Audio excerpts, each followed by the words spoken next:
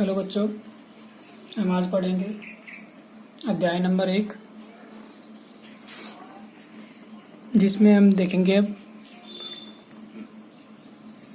पूर्णांक संख्याओं के योग और व्यवकलन। पूर्णांक संख्याओं के योग व व्यवकलन, और इसमें गुणधर्म होते हैं अपने पास। पहला गुणधर्म है अपने पास क्रम विनिमय। क्रम विनिमय इसका आशय है आदान प्रदान करना। किसको? क्रम का आदान प्रदान करना। जैसे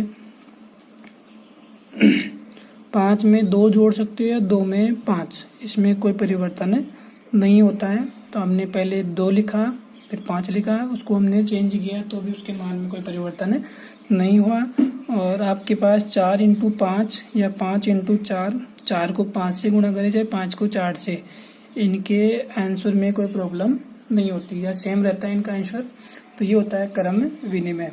दूसरा अपने पास साहचर्य।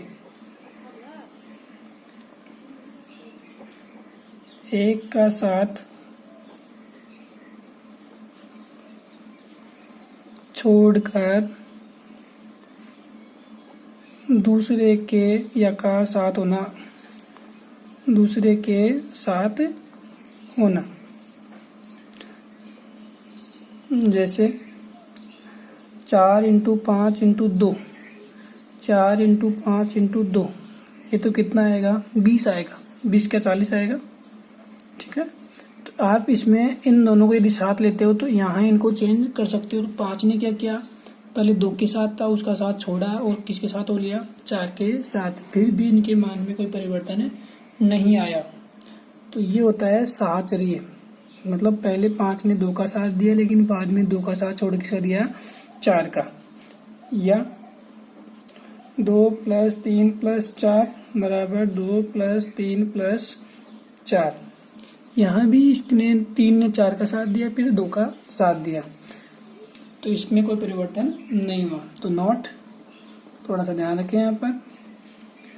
क्रम विनिमय व साहचर्य, गुणधर्म या केवल योग व गुणन के लिए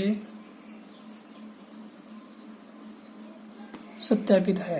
तो इसका थोड़ा सा आप ध्यान रखें कि क्रम विनिमय और साहचर्य गुणधर्म जो है वो केवल और केवल जोड़ और गुणा में ही सत्यापित होते हैं, मतलब उनका मान बराबर आता है। तो आप इनको भाग और व्यवकलन में करके देखें तो वहाँ आपको ये संख्याएं बराबर नहीं मिलेगी।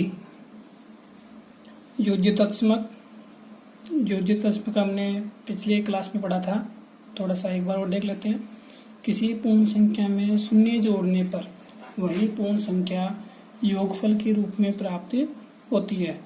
मतलब आपके पास ये हो गया कि किसी भी नंबर में यदि आप 0 जोड़ना चाहते हो तो वही नंबर प्राप्त होता है। तो ये है पूर्ण संख्या में क्या जोड़ा जाए। 0 जोड़ा तो इसका योगफल भी कितना आया अपने पास? 2 ही आया है। तो ये होता है योज्य तत्समक। एक्सरसाइज 1.2 पहला क्वेश्चन है, ऐसा पूर्णांक युग्म लिखिए जिसका या जिनका पहला अपने पास योग कितना होना चाहिए? -7 हो। तो हमें ऐसी संख्याएं ढूंढनी है। तो संख्याएं ढूंढते हैं। जैसे -3 में -4 जोड़ेंगे तो कितना प्राप्त होगा? -7। ठीक है। दूसरी संख्या ले सकते हो कि -10 में हम 3 जोड़ेंगे तो भी कितना प्राप्त होगा? हमें -7। तो ये आपकी सुविधा के लिए है, आप अपने हिसाब से कितने भी नंबर रख सकते हैं। इनके मान क्या आना चाहिए? योग करोगे तो क्या आना चाहिए? -7। ऐसे अनेक क्वेश्चन है, उनको आप स्वयं हल करें। दूसरा क्वेश्चन है अपने पास, ऐसा ऋणात्मक पूर्णांक युग्म लिखना है कि जिसका अंतर क्या होना चाहिए? 8 होना चाहिए। ऐसे 2 मान होने चाहिए अपने पास, दोनों क्या होने चाहिए? ऋणात्मक। और उनका जब हम उनको घटाएंगे तो कितना प्राप्त होना चाहिए? हमें 8 प्राप्त होना चाहिए। तो ऐसे आप ऋणात्मक पूर्णांक लिखें। तो हमने लिखा है -2 में से घटाया -10। तो देखो ऋणात्मक मतलब ये भी ऋणात्मक और ये भी ऋणात्मक, और साथ में इनका अंतर के लिए यहाँ क्या आ गया माइनस। तो इसको आप हल करोगे तो ये -2 माइनस माइनस गुणा करेंगे तो +10, +10 में से 2 गया तो +8। तो ये जो आया था अपने पास, ये अपने पास क्या आ गए आंसर के रूप में। ऐसे आपके पास और भी उदाहरण हो सकते हैं। इसका दूसरा स्वयं करें। क्वेश्चन नंबर 3 स्वयं करें। क्वेश्चन नंबर 4, -5 में क्या जोड़ा जाए -8। तो हमें -8 प्लस ये अपने पास -5, यहाँ इसका क्रम चेंज कर दिया है। तो ये क्या है, क्रम है विनिमय। ठीक है, तो हमने क्या किया, इसको पहले था तो इसको बाद में लिख लिया, जो बाद में था वो पहले आ चुका है। तो इस प्रकार इसका आप रिक्त स्थान पूर्ति कर सकते हैं। यहाँ कितना है -53 में क्या जोड़ा जाए कि -53 आ जाए। तो क्या जोड़ेंगे हम 0। तो जो 0 जोड़ेंगे वो क्या हो जाएगा योज्य तत्समक। तो आप इनका रूल ध्यान रखें। अब बात करते हैं हम चिन्हों के गुणनफल की। जो आपके पास एक्सरसाइज 1.3 के लिए है, तो इसको आप थोड़ा ध्यान रखें। चिन्हों का गुणन कैसे करेंगे, यदि कोई प्लस की संख्या को गुणा करे प्लस की संख्या से, तो हमेशा संख्या तो गुणा हो जाती है, इसमें कोई प्रॉब्लम नहीं है, लेकिन जो साइन चिन्ह आता है वो क्या आएगा। तो प्लस को गुणा करते हैं प्लस की संख्या से तो हमेशा प्लस की संख्या ही आएगी। माइनस की संख्या को यदि गुणा करते हैं माइनस की संख्या से तो भी प्लस की संख्या ही आएगी। और माइनस की संख्या को प्लस से करे चाहे प्लस की संख्या को माइनस से करे, तो हमेशा क्या आएगा आपके पास माइनस की संख्या प्राप्त होगी। जैसे 8 × 2 कितना हो गया 16, ये भी प्लस का ये भी प्लस का, तो किसका आ गया प्लस का। -3 × -6, तो ये गुणा हो जाएगी। 3 × 6 कितना हो गया 18। माइनस को माइनस से गुणा करेंगे तो क्या हो जाएगा प्लस। तो ये प्लस लगाने की आवश्यकता नहीं होती है। और यदि एक संख्या आपके पास प्लस की और एक संख्या माइनस की, तो संख्या तो गुणा हो जाएगी, लेकिन एक माइनस रहेगा एक प्लस रहेगा, तो क्या जाएगा आपके पास प्लस नहीं आएगा, क्या आएगा माइनस। तो इसका थोड़ा ध्यान रखें कि कब किस संख्या को या किस चिन्ह को गुणा करते हैं तो कौन सा चिन्ह प्राप्त होता है। गुणन शून्य से या शून्य से गुणन, किसी भी संख्या को आप यदि शून्य से गुणा करना होता है तो हमेशा उसका गुणनफल जो है वो शून्य ही प्राप्त होता है। मतलब हो गया आपके पास कि किसी भी नंबर को आप 0 से गुणा करेंगे तो आपके पास हमेशा क्या आएगा 0 ही आएगा। गुणात्मक तत्समक, पूर्ण संख्याओं के लिए गुणात्मक तत्समक 1 होता है। गुणात्मक तत्समक का मतलब होता है कि किसी भी संख्या को किस संख्या से गुणा करें कि अपने पास जो संख्या ली थी वही संख्या होनी चाहिए। मतलब हमने -3 लिया, -3 ही प्राप्त करना है तो किससे गुणा करेंगे 1 से। और 4 लिया संख्या और 4 ही हमें प्राप्त करना है तो हमें किससे गुणा करना पड़ेगा इसको 1 से। तो ये जो 1 है वो यहाँ क्या कहलाता है गुणात्मक तत्समक। अब अपने पास साहचर्य गुणनफल होता है योग के लिए और गुणन के लिए। तो पहले हम बात करते हैं योग के लिए। साहचर्यता का जो सूत्र होता है वो क्या होता है a + b + c = a + b + c। इस प्रकार का ये गुणन योग के लिए है। गुणन के लिए प्लस की जगह क्या जाएगा गुणा जाएगा। तो योग की बात करते हैं तो 5 + 3 + 2 = 5 + 3 + 2। इनके क्रम में कोई परिवर्तन नहीं होता है, लेकिन यहाँ जो 3 पहले 2 में जुड़ेगा और फिर यहाँ 5 3 में जुड़ेगा। इसको जोड़कर देखते हैं।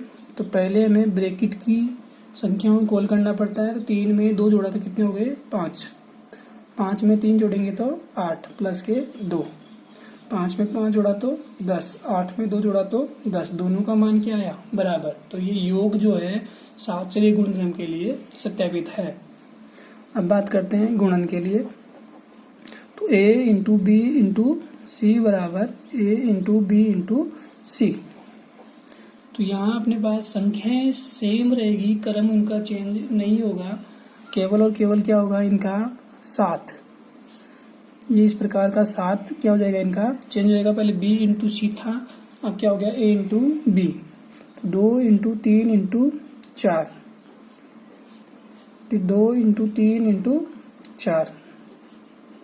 तो आपके पास पहले ब्रैकेट खोल करना है छोटे वाले को, 3 इंटू 4 12, 2 इंटू 6 सॉरी 2 इंटू 3 6,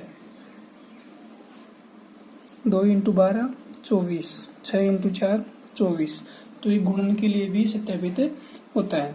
तो आपके पास निष्कर्ष है यहाँ पर, ये आपके पास व्यवकलन घटाव और भाग में सत्यापित नहीं होता है। आप स्वयं करके इसको देख सकते हो। आप निष्कर्ष हो गया अपने पास, योग व गुणन में साहचर्य गुणधर्म सत्यापित है। तो ये आपके पास साहचर्य नियम हो चुका है। इसके बाद बात करते हैं हम वितरण नियम, वितरक, ठीक है। वितरण का होता है बांटना, क्या होता है, बांटना होता है।